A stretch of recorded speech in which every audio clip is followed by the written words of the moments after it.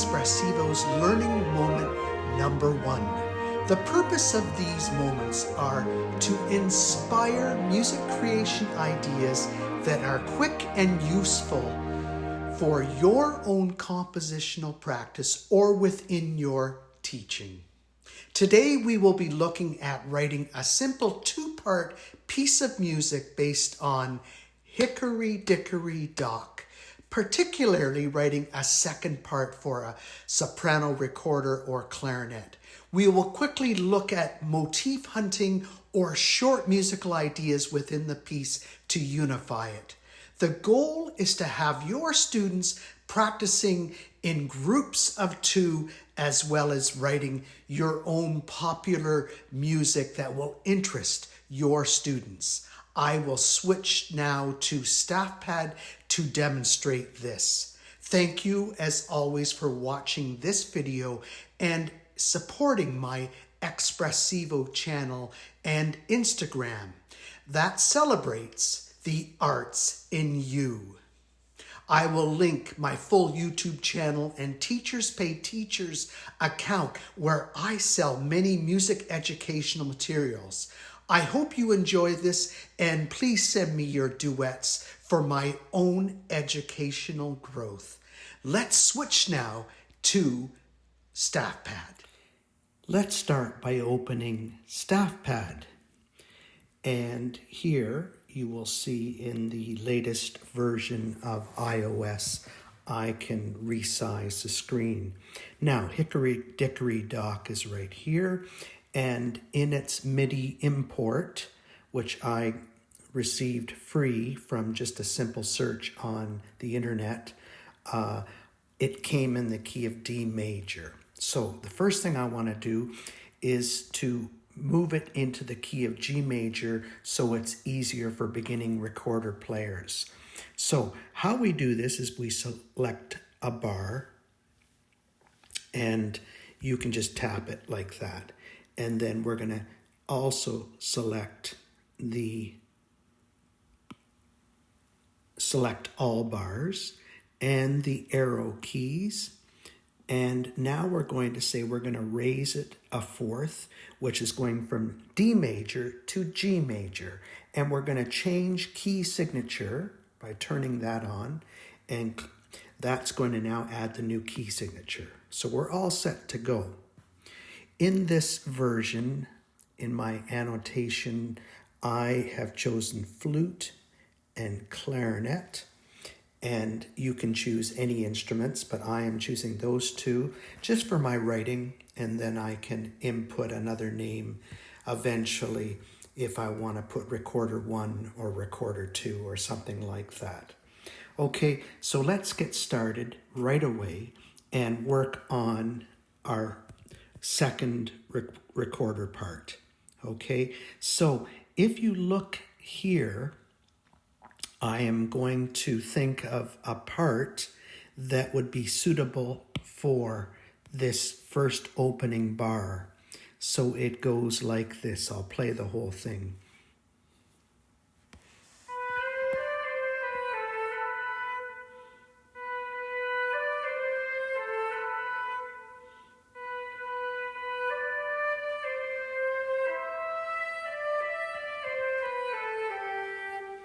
Okay, so you can get an idea how that works. You might have to teach your first recorder players how to play the high E, which is not too hard.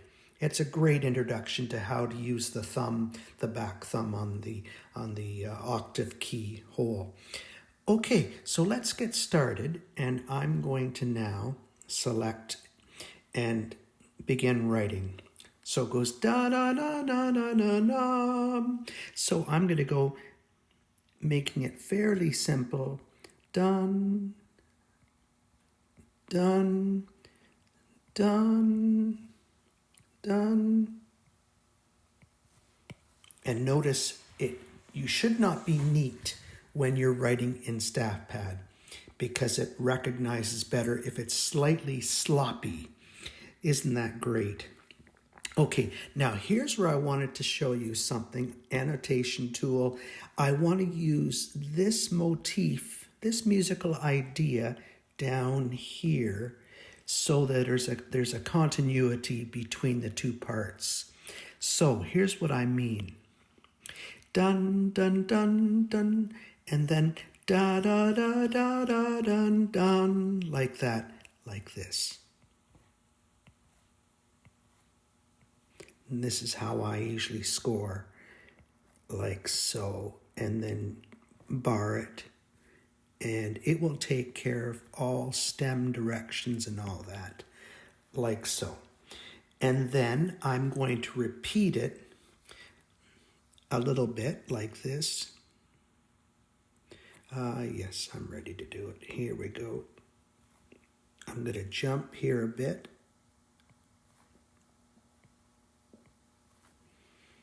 And notice I'm avoiding the F sharp in the second part. But if your students are capable, they could do this kind of a thing. Now, when it does that, that means that there's one note or two notes that are not quite perfect. And just redo them. That's a B and like that. Usually it's the flag that does that. Now, if they can't play the F sharp, go to the A, or if you want them to go to a low D, that would sound really good. So your choice. Again, you know your students well and their capabilities. So let's push them a bit and try that, okay? And then we're going to repeat this part again. And in this software, this app, this is StaffPad, you can double tap copy and then double tap paste, and then you can do that, okay?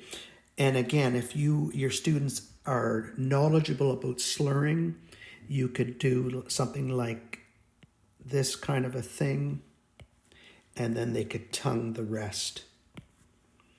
And you could even put staccatos if you want, like that.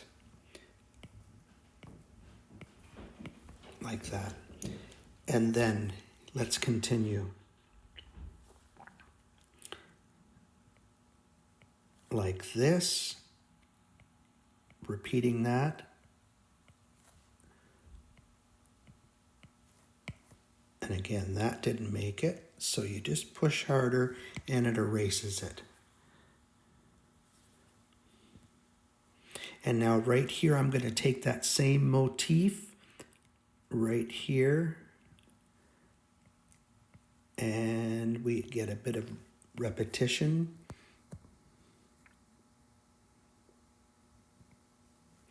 And it could go down this time, like that. And again, if you wanted, you could go like this with a slur, and then staccato if you want to teach them those two articulations, and then like dun dun dun dun dun dun dun. You could go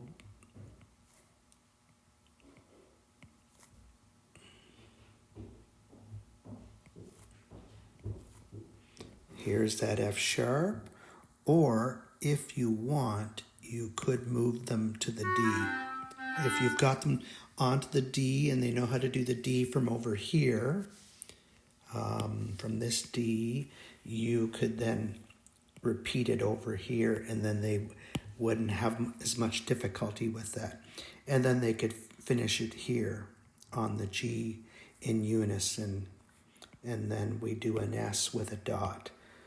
And that's that. And now what I want to do is clear this. There we go. Getting rid of all the blue annotations.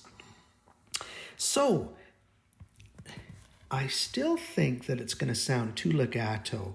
So I would like to use the special tool, and we slide over to staccato, and I'm going to go have all these like this, and then like that,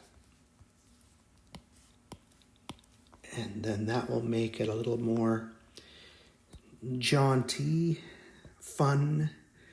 And if you want, you could slur these like that. Might be kind of tricky with the going from the D to the E, so I might change my mind on that.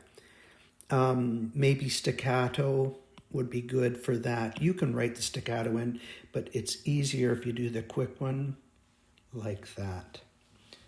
And then those like that. And then the same thing here.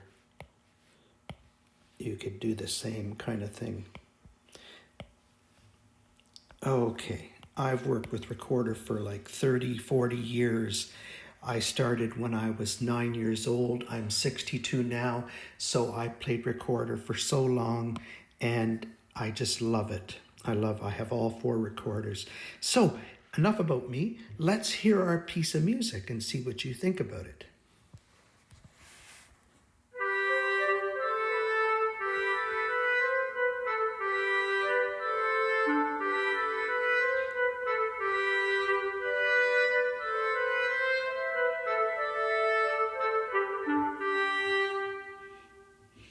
Okay, so there's that one. Now I'm going to make one change. I don't like the harmony here.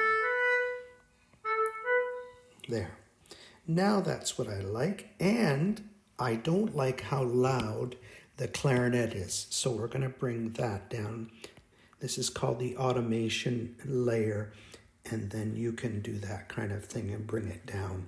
And you can make crescendos, decrescendos, and add markings and so on. But this is just a basic to show you, and you can adjust the speed as well if you're not happy with that. And then you can export it in all these formats so that you can take it to a music XML file, and then you can work further on it in another desktop software that you like, and as well as music XML is how you do that. You can even export the audio so your students can then have a copy of it or put it on your website. Okay, so we can just click out of that, and let's just hear it once more and see what you think.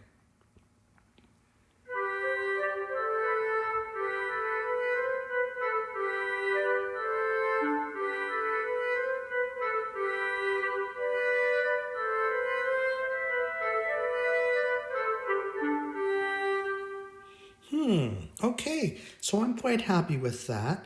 And there are some ways that you can modify that to make it sound a little more modern, but I won't go into that at this stage because I think I want to keep these videos very short. But you're certainly welcome to write me and to ask me ways about how to do that, or to share, of course, your duets for my appraisal of them, and I will certainly learn as much from you as you will from me. So I will call it quits on this video right now. Just so you know, you can print this out and you can see what it looks like there. And that's now it's on an A4, and you can sort of get an idea what it looks like. You can get rid of the tempo line so that it doesn't show that. Okay, so I hope you found this useful, and stay tuned for the next version, number 2 of this type of social media music education that I'm providing on Expressivo. Thank you so much for listening, and take the best of care. Bye-bye.